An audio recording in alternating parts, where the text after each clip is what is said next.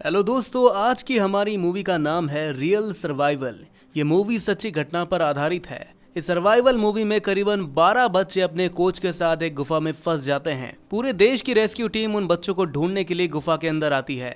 क्या वो rescue team उन मासूम बच्चों को उस गुफा से, आइए जानते हैं कि हमारी कहानी में आगे क्या क्या होता है। ये तो हमें आगे ही पता चलेगा। मूवी की शुरुआत होती है एक खेल के मैदान से, जहां कुछ बच्चे जोश से फुटबॉल खेल रहे थे। उन्हीं में से एक बच्चे का आज जन्मदिन है।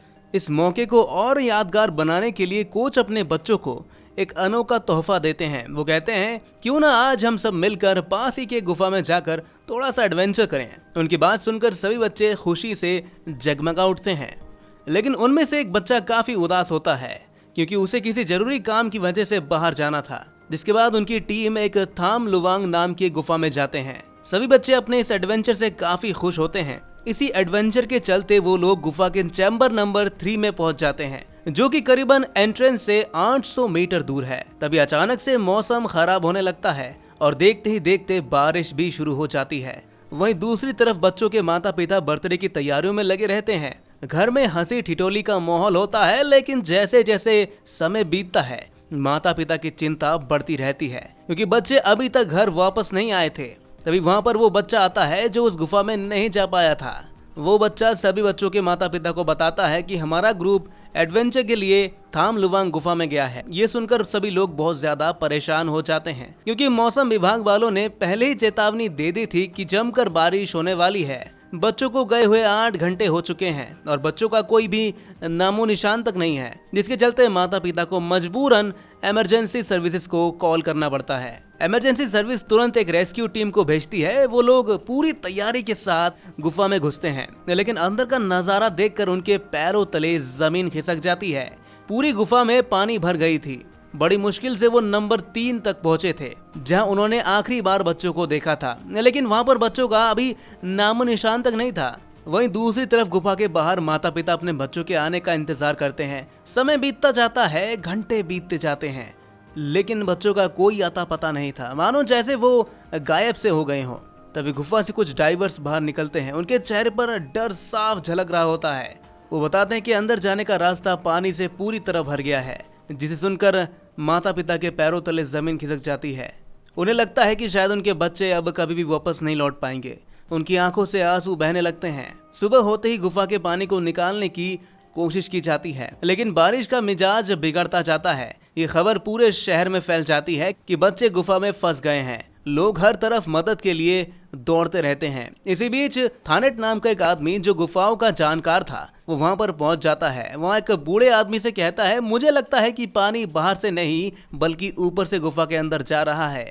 शायद गुफा की छत में छेद हो गया हो। उसकी बात सुनकर बूढ़ा आदमी हैरान हो जाता है और अब वो दोनों मिलकर उस गुफा के ऊपरी वाले हिस्से की जांच करने लगते हैं। तो वो देखते हैं कि छत में कई जगह छेद हो गए हैं, जिसकी वजह से पानी अंदर आ रहा है। वो फौरन उन छेदों को भरने का काम शुरू कर देते हैं। जैसे तैसे 5 दिन बीत जाते हैं, लेकिन उन बच्चों का कोई आता पता नहीं होता। हर कोई अब उम्मीद छोड़ने लगते हैं कि शायद वो कभी भी उन्हें नहीं मिल पाएंगे। मजबूरी में थाईलैंड सरकार इंग्लैंड से मदद मांगती है। इंग्लैंड सरकार इस मुश्किल काम के लिए अपने 2 महान आदमी को चुनते हैं, जिसके बाद ये दोनों जल्द से जल्द थाईलैंड पहुंच जाते हैं और इस गुफा का बारीकी से मुआयना करते हैं। फिर वो अपने अपने सूट पहनकर उस अंधेरे गुफा में जाते हैं, जहाँ गुफा के अंदर हर तरफ पानी ही पानी होता है। दोनों दोस्त एक गुफा के अंदर टी जंक्शन तक पहुंच जाते हैं। वो जगह एंट्रेंस से 1600 मीटर दूर है और बच्चों का अभी भी कोई पता नहीं है। तभी उन्हें वहाँ एक आदमी मिलता है जो पंप लगाने वालों में से एक था और पानी गहरा होने की वजह से वहाँ फंस गया था। गहरा पानी और अंधेरा उस आदमी को इतना डरा रहा था कि उसे बार बार दौरे पड़ रहे थे। उसकी ऐसी हालत देखकर जॉन फौरन अपना ऑक्सीजन मास्क उस आदमी को दे देता है और रिक से कहता है कि वो बाहर जाकर मदद मांगे। रिक उस आदमी को कई बार समझाता है, लेकिन वो डर के मारे काफी घबरा जाता है।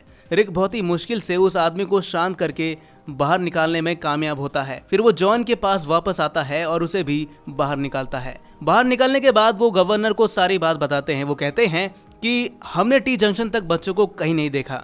शायद वो और आगे निकल गए होंगे या फिर पानी में डूबकर मर गए होंगे। 7 दिन यूं ही निकल जाते हैं। रेस्क्यू टीम के लोग अब एक ही बात कहने लगते हैं कि हमें टी जंक्शन से आगे बढ़कर देखना चाहिए, क्योंकि उम्मीद छोड़ी नहीं जा सकती। जिस पर डाइवर्स कहते हैं कि हमें बारिश थमने का इंतजार करना चाहिए, जिससे कि थोड़ी पानी कम हो जाए। क्योंकि इतने पानी में अंदर जाना मुमकिन नहीं है। सीन शिफ्ट होता है और यहाँ हम गवर्नर को पहाड़ के पास देखते हैं। तभी गवर्नर की नजर थानेट पर पड़ती है। थानेट गवर्नर को देखकर कहता है कि हमें पानी के बहाव को मोड़ना चाहिए, जिससे पानी दूसरी तरफ खेतों में चले जाए, लेकिन इससे गांव वालों की फसलें खराब हो सकती है, पर इसी के साथ गुफा का पानी कम हो जाएगा।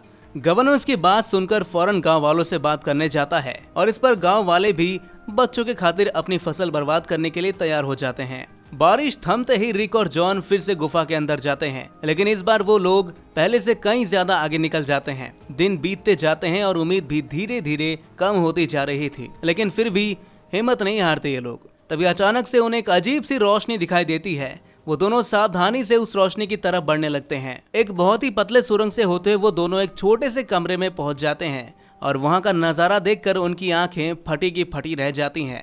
उन्हें वहां सारे बच्चे दिखाई देते हैं जो अभी तक जिंदा होते हैं, लेकिन भूख और प्यास से उनकी हालत बहुत ही खराब हो जाती है।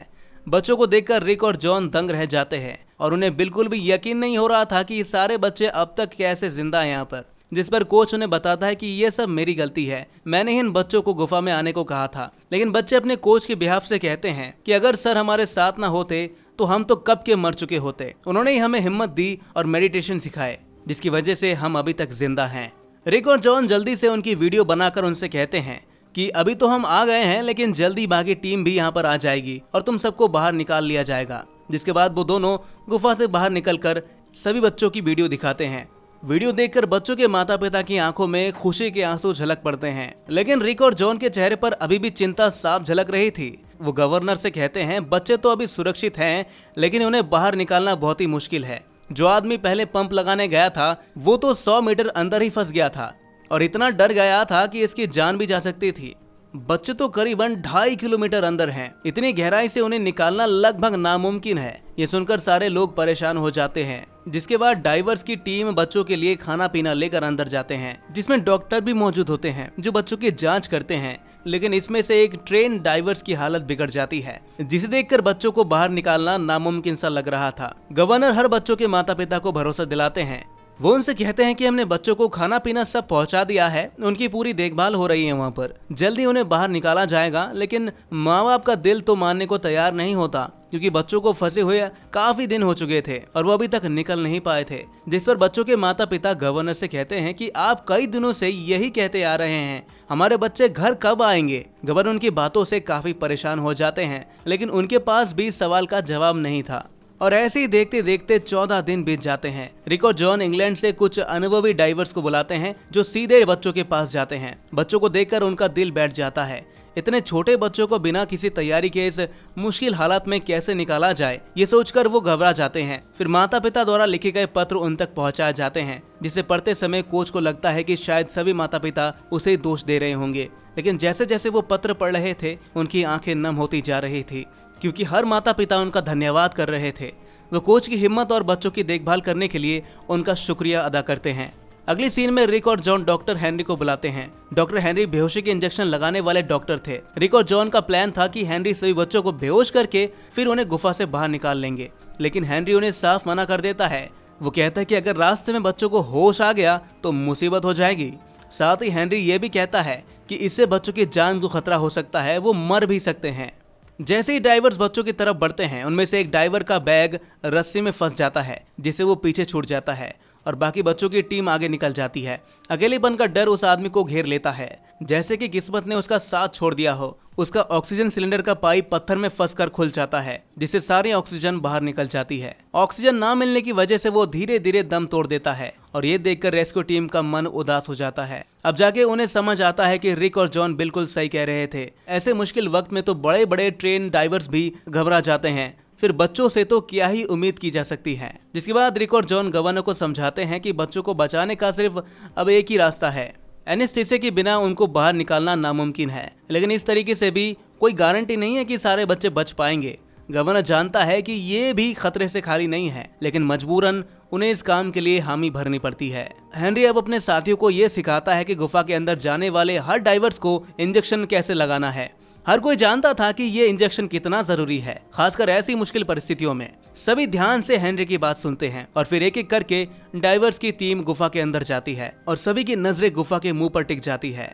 वहीं दूसरी तरफ गुफा के बाहर तो मानो मातम छा गया हो। मासूम बच्चों के माता पिता आंसू बहा रहे होते हैं। हर पल प्रार्थना करते हैं ये लोग। देश भर की नजरें इसी गुफा पर टिकी होती हैं, क्योंकि ये आखिरी उम्मीद है कि अगर इस बार असफल हो गए तो ये बच्चे शायद हमेशा के लिए अंधेरे में ही रह जाएंगे। इधर डाइवर्स की टीम गुफा के अंदर पहुंच जाती है और वहां मौजूद लोगों से मिलती है। वो उन सभी से कहते हैं कि एक बार में सिर्फ हम 4 बच्चों को ही बाहर ले जा पाएंगे। सभी उनकी बातों से सहमत हो जाते हैं। पहले उनकी टीम 4 बच्चों को इंजेक्शन लगाकर उनके हाथ पैर बांध देती है, ताकि अगर बच्चों को रास्ते में होश भी आ जाए तो वो कुछ गड़बड़ ना कर पाए। मगर जैसे ही वो एक बच्चे को आगे बढ़ाने लगते हैं तो बच्चा अचानक से छटपटाने लगता है। उसकी आंखें धीरे धीरे खुलने लगती है। वो लोग दोबारा से उस बच्चे को इंजेक्शन लगा देते हैं, जिससे वो बेहोश हो जाता है। बाकी के 3 बच्चों को निकालना अब उनके लिए और भी मुश्किल हो जाता है, लेकिन घंटों की मुशक्कत के बाद आखिरकार वो चारों बच्चों को बाहर निकाल लेते हैं। बच्चों को बाहर सुरक्षित देखकर डाइवर्स एक दूसरे को गले लगा लेते हैं और एक दूसरे को शाबाशी देते हैं। अगले दिन डाइवर्स फिर से 4 बच्चों को लाने में जुट जाते हैं और आखिर में सफल हो जाते हैं। लेकिन अभी फिर से बारिश शुरू हो जाती है। बारिश अब इतनी तेज होती है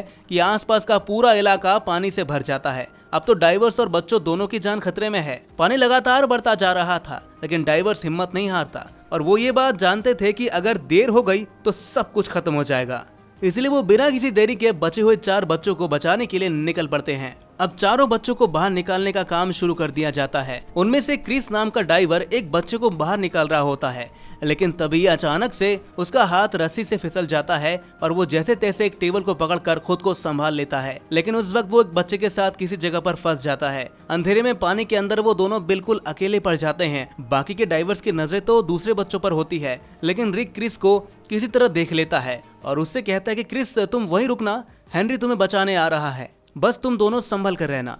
रिक के जाने के बाद हेनरी उन दोनों के पास पहुंचता है। वह पानी का दबाव भी धीरे धीरे बढ़ने लगता है और समय भी कम होता जा रहा था, लेकिन किसी तरह हेनरी अपनी सारी ताकत लगाकर क्रिस और बच्चों को सुरक्षित बाहर निकाल लेता है और एंड में कोच को भी सुरक्षित बाहर निकाल लिया जाता है। पूरी डाइवर्स की टीम और बाकी मेंबर्स काफी खुश होते हैं कि आखिरकार उन्होंने इतना मुश्किल भरा काम पूरा कर ही लिया। और इसी के साथ हमारी ये मूवी यहीं पर खत्म हो जाती है। दोस्तों 2018 के टाइम पर थाईलैंड में 12 बच्चे अपने कोच के साथ एक गुफा में फंस गए थे, जिन्हें करीबन 18 दिन बाद जाकर निकाला गया और इसी इंसिडेंट के मुताबिक ये मूवी बनाई गई थी।